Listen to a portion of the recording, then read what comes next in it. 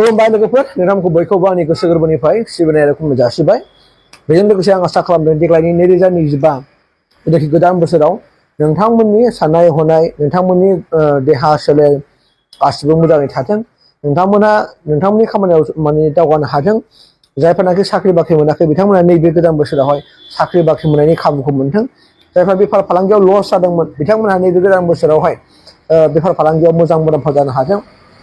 जायफोरनि देहा सोलेरा माने नोरजियामोन लोरबांमोन बिथांमोना नैबे देग्लायनि गोदान बोसोराव दिनैजों लोगोसे बिथांमोननि देहा सोलेरा गोख्रों आरो राफोद जानो हाथों।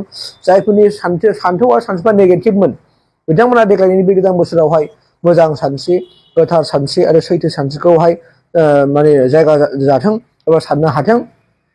बे मुलुग संसारावहाय पृथिबियावहाय नोंथांमोन बयनिबो सान्थौ सानस्रिया गुवार जानायजों गेबें जानायजों गोथार जानायजों बयनिबो मोन्दांथिफ्रा समान जानायनि गेजेरजोंहाय मुलुग संसाराव बयबो स्रां स्रां बयबो जौगानो हादों। धोनि गोरिब खुनु मोनसे फाराग गैलियाजासे हारि धोरोम बासियालासे गासैबो सुबुं माहारिफ्रानो खौसेयै गोजोनै बे मुलुग संसारावहाय थांनानै थानो हादों आरो सुखि गोजोनैहाय बयबो न'खर संसारखौ जानो हादों।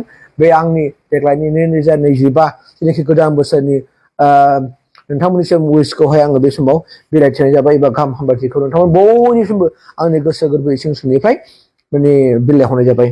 Thank you.